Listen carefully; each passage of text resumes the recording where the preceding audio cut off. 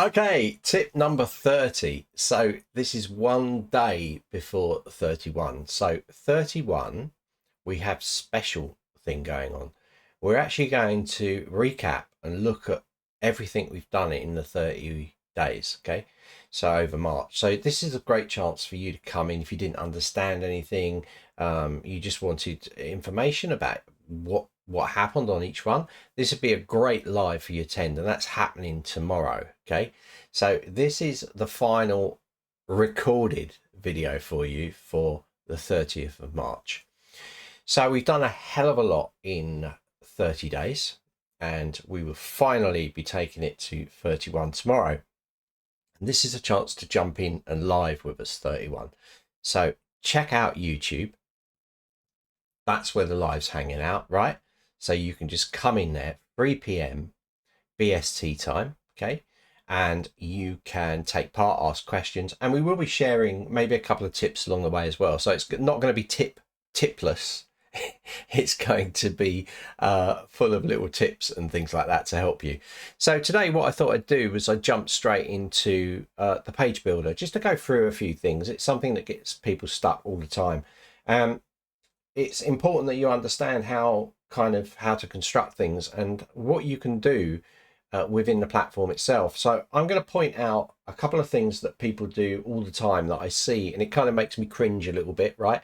And that is where they put text and they put a background on text, and then they have the text on there, and it's very tight. It's very claustrophobic when they do this. So I wanted to point out how to change it, maybe have a look at, depends if I go off route a little bit, right? Because you know what I'm like. So let's jump in and let's just go into a page that we've created. So let's just go and create a test page inside this site here. And I can publish it, doesn't matter. I'm going to create this page. We're going to go into page builder. So this is a blank page. So this is something that people do, and I'm going to do this straight away. So first thing you must understand is that when you're building your pages, you need to build it in a hierarchy format. So that means you need to be using H1, H2, and then body text mainly, right? That's the flow. So H1 will be what it's about. Generally that would have keywords that people are typing in the search engines. H2 would be related keywords. So if you're a dog trainer in Cornwall, your main H1 might be dog trainer in Cornwall. Okay, your second one might be training dogs all over the southwest of England, right? That could be an H2 heading. And then you break into the paragraph text where you naturally say related keywords. And then this is really good for SEO. So if that's all you take away from this tip, then that's good enough, right? So let me just add a row in here. So when you're looking at the page builder, right, the page builder is set up with a blue block. This is a containing block. And you can set up multiple blue blocks, as you can see there. You can also delete these out and you can clone them here. And it's got settings. So every block has a setting, right? Main blue block. Now, of course, that's a containing block. So you need to organize things inside a containing block. And that's where rows and columns come in. So you can create one row and you can add columns to that row. So now I have this. I can't put anything in this until I click add row.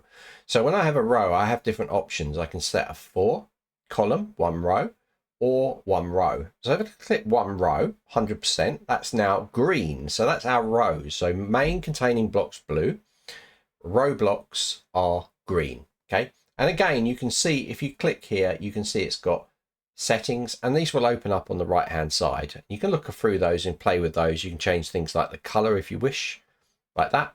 You could even put a background image in there, and you can add tints and do lots of cool things. You can also change the page width, which will make it extended or not. Okay. And of course apply branding. So it'll apply the branding that you've got in your branding guides to add to this master block blue. Let's now go to the row. So inside the row, again, we've got these settings, and these allow you to do things like this: spacing, padding. Spacing is outside the block. Padding is inside the block. So anything inside it pushes in. Okay. And you have controls here, like things like background color, things like border corners. So you can do a lot of stuff with rows on their own. So this is what people do here. So our next and our last part of the page builder structure is the elements themselves. So you can put a green row, and you can put a row inside a row inside a row inside a row, right? So remember that. And that controls those rows and columns, control content that's in there. That's it. But you can also put elements. So like things like headings, you can put headings in this, H1, H2, which I was talking about earlier. And you can put text in there. So body text, which is there. You can also put things like lists, or you can drop videos in there, or look at the library of videos that you've got. You can drop them in, upload, or even use embed links. And inside here, we have icons as well that you can add, countdown timers, custom HTML, and of course buttons. So everything you need to make a good looking site. So let's go to headings first and add an H1 heading. So when you get this in there, you're going to see that it's kind of a grey colour. And if we click inside the settings for that, we can change the colour. Again, settings is where you change everything. That's all you need to know. So if I make it a white there, it's white. But you can also put inside here a background colour. Right, so let's make this, and you can set the alignment. So at the moment it's centred. If I go left, it will be left. And if I put a background colour behind it, let's make it red. Here we go, we got red. So that's good. But it's really tight and close to the edges. Okay. And that is just too tight. It's just too tight. So generally, I never put background colors behind these red blocks because it's just too tight. You can use things like padding left and things like that to move it in. You can move it and create air that way. But what I tend to do is I will put this back to, see the checker down here? You've got a little checker. Let me just move myself out of the way. Down here in the color palette, you've got a little checker. That's transparent. So in order to put colors behind stuff, I always use a row to do that. So I'll select the row, and inside here, I'll then select the color. And now it's got some breathing room around it, right? And also, if I wanted to, in that row again, I could push it in left and right using these controls, but I'm not actually touching the element itself. And that's a really crucial bit. So you control how it looks, and it doesn't look all tight and close to things, and makes a big difference, right? So understand that. So let's now click this row, and you're going to see that I can actually add another row. So I can add another row underneath. There you go. But also I can add a row under the element. So if I've got an element here, I can click the plus, and I could click in here and create another row. So now I've created a row in a row, and this is in the top row, okay, because it's straight into that area. But underneath this element, I've created another row. And that row, of course, I've got control over. So within that row, I could make that white, for instance. I could change the border radius here, like to 20, and make it a curved corner, or 8. I could also go in here and say border style. Let's make it solid. Let's go in here and choose let's choose a black. And then in here, the border width, I could make like 4. Now I've got a nice thick border in here. So this is how you can build things up. So if I wanted to create like multiple of these blocks, I could come in here and I could create, let's choose 2 here. So I've got 2. And now I could create a row in a row. So this row at the moment is transparent. Let's go and add a row here. So now I've got a row in a row, but this row will be separate because I can now come in here, choose white, choose a corner radius 8.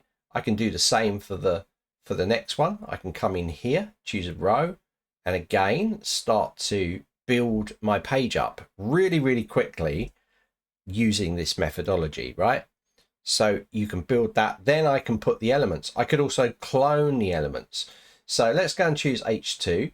And now I've put an H2 heading in there, and I could clone that and just drop that in there. And now I'm starting to build my page out.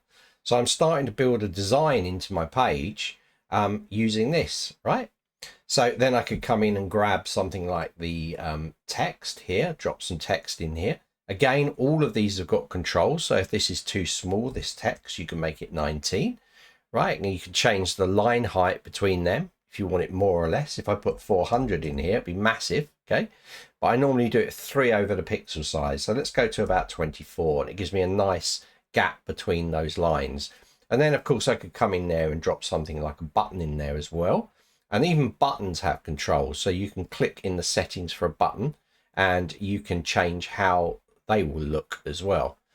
So this is how it works inside the page builder. It's really, really quite simple, but hopefully you can play around with that now and try different formats.